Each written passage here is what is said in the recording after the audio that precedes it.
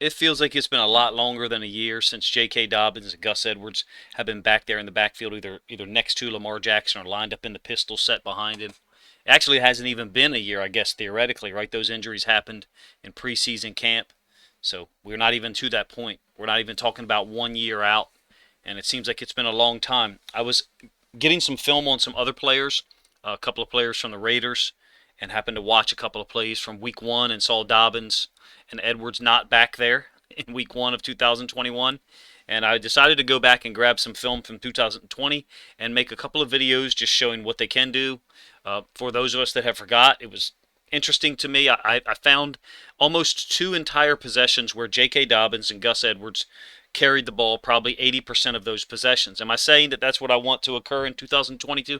I want whatever works. I don't give a shit. If you're one of them people that's like, oh, we need to pass the ball more, we need to do what works. Stop tripping. We need to do what works.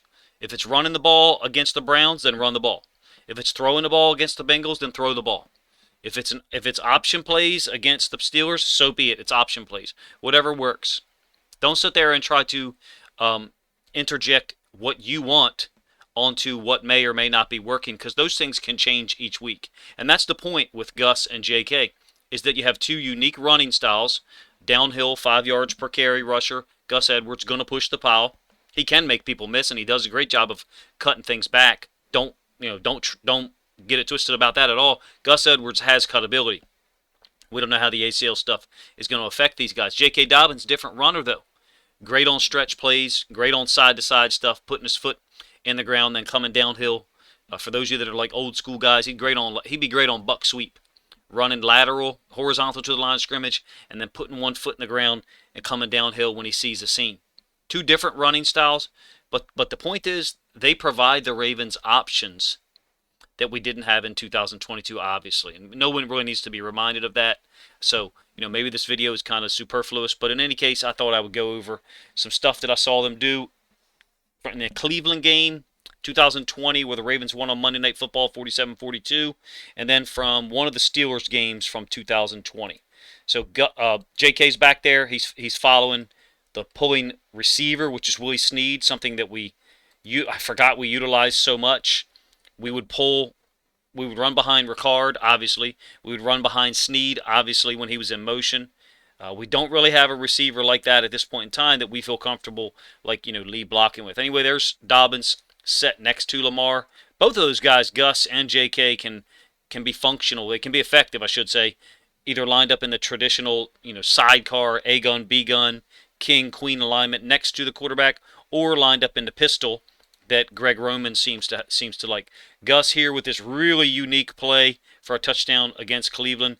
It's a counter option scheme. So you got center and the right tackle pulling, and then they're reading that D end right there. And Lamar, maybe you can say he misreads this. Gus identifies it and cuts it back against the grain. And you shouldn't do this. It's not what you're supposed to do. You're not supposed to bounce option back against the grain. So it kind of shows you that some of the things that are said about Gus Edwards, only a gap scheme runner. He's got to run on the track that are set for him. You would think, based on this play, that those are his tracks there. They're not. His tracks are actually you're getting the center pull, and you're getting the right tackle DJ Fluker pull, and Lamar is stepping back and opening, to the right, and Gus should come downhill and then wind this thing back. Something in his brain, his play recognition is amazing. He sees this D end chase the tackle, and knows that if I keep it and run on my track, I could get tackled, from behind here by this guy 97. Bounces it back out here. That's sick. The Browns obviously have a much faster defense now, so you can sit there and say, well, that wouldn't work now. But the point is that those guys are effective, were effective, and they were a big piece of our offense. And they took a lot of the burden off of Lamar. This is one drive against Pittsburgh, fourth quarter, I believe. Now, we end up fumbling the football away. Lamar fumbles it on like a QB draw on a 4th and 3, if you remember. But this was a game that we should have won. We're running the ball down Pittsburgh's throat for much of the game.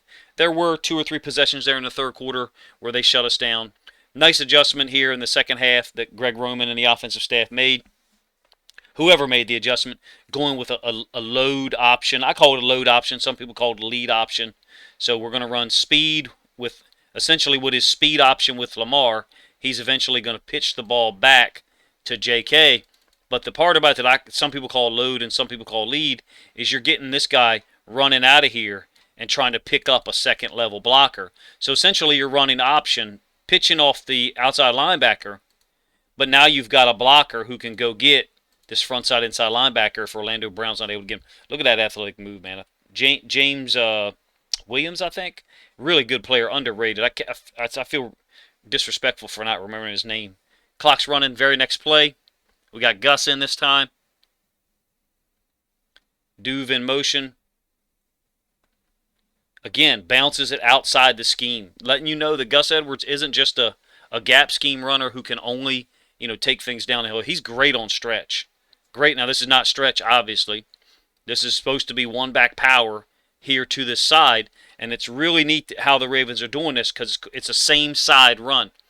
Typically, your one-back power would be the right guard pulling and then Gus getting it and running on some kind of track like that.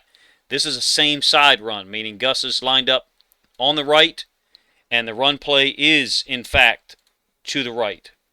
So he's just got to get the timing with Lamar such that this guard can get there and kick out the edge player, which is T.J. Watt. T.J. Watt kind of wrong arms it. He's a little high, gets a helmet in his chest, which is usually good, never good. But Gus just bounces it outside. Just badass, man. Badass. Great vision, great anticipation. And he's able to do that while he's in the middle of the mesh with Lamar. Another load option or lead option, whatever you want to call it. Boyle and I can't remember. I think that's Highsmith. This is one of the more unique looks that the Steelers had that year. They have 3 outside linebackers on the field. I think that's Highsmith. That's Dupree, who's since gone and is now with the Titans. And then there's Watt.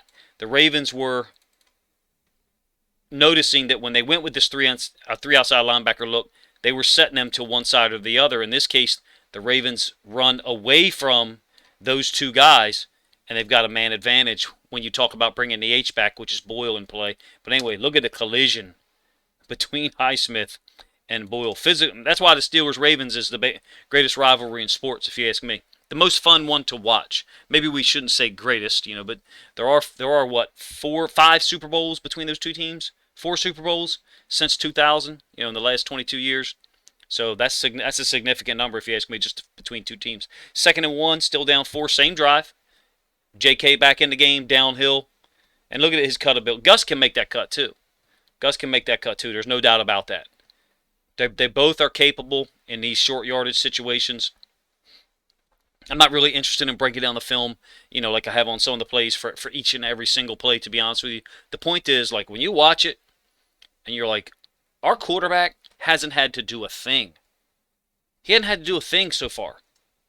And that's the point, is that we can take some of the pressure off Lamar and let him, be a facilitator. And I don't mean to be disrespectful when I say this, but Joe Burrow is a facilitator. Joe Burrow is not asked to make as many plays as Lamar is, with his feet and in other ways too. This is a stretch play. Let you know Gus isn't just a gap scheme guy. This is having these 2 guys back is kind of like, when the Warriors got Klay Thompson back. And I don't, it's best that comparison of finesse outside shooting basketball team to what the Ravens were in 2019 and 20 in terms of a power run. That's not a great comparison, obviously, understand. Same load option play, this time running it to T.J. Watt's side. You could be, and I mentioned this before, I mentioned this when I went over this on another channel, when I went over this after the Steelers game. You got 2 outside linebackers, one here, Dupree, one here, Highsmith. So all they're doing is they're running it to the side opposite where the 2 outside linebackers are. That's all they're doing. I'm not too sure that Ricard didn't motion from one side to the other. Yeah, he did. So look, Ricard started over here so that he could get these guys there. That's the point. And then they're just bringing them back over to the other side. Now we're running it at a spot where they only have one OLB, and we can option off of him. You got a guy, Ricard, to go get this DB. You got what looks like Makari to get out to the second level here, and you got yourself, obviously, a positive play with J.K. Dobbins.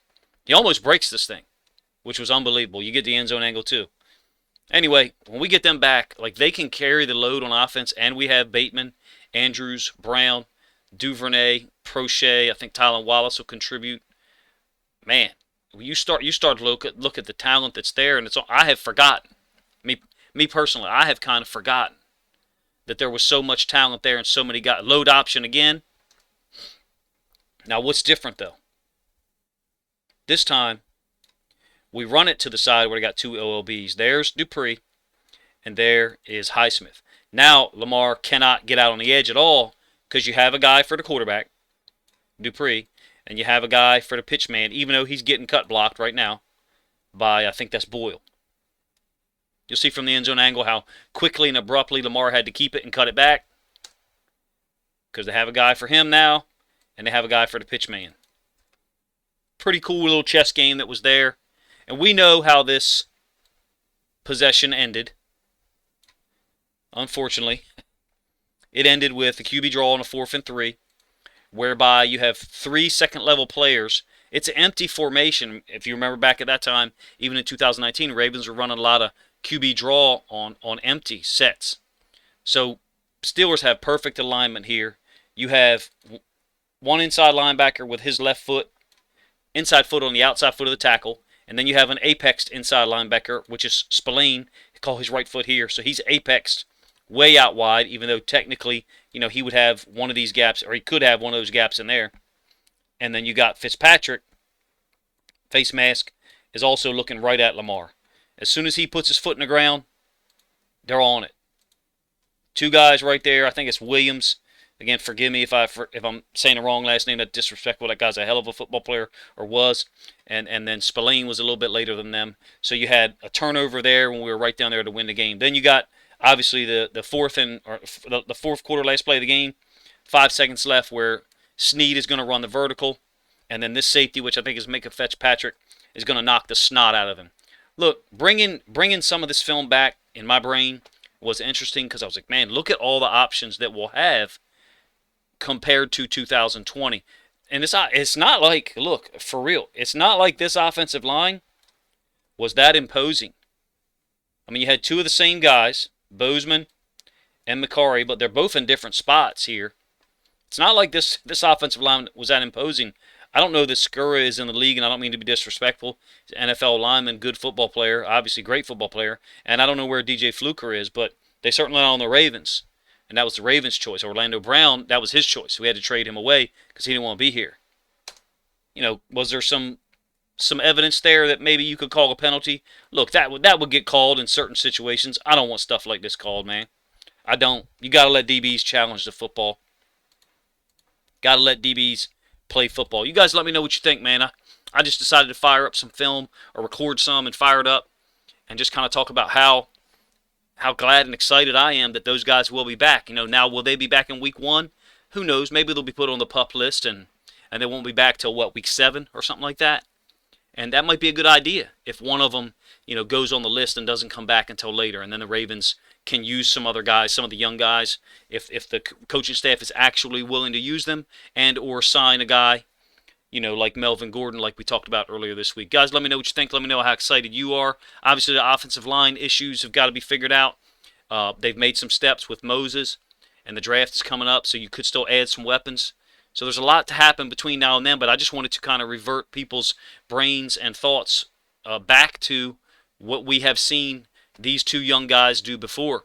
I just don't think not many other teams have 2 guys like this. I know in our division, the Browns have, Chubb, and so I get it. They've got a great running back, and then they've got a great number 2. The Ravens really have, if you ask me, a 1A and a 1B. And I'm not going to tell you which one is 1A in my mind and which one is 1B. I think that's interchangeable, depending on the scheme, the situation, and the team that we're playing. Really excited to get those guys back for a lot of reasons. The first reason being winning football games, being able to control the football. But the second reason, which may be more imperative, is to take some of the pressure off Lamar.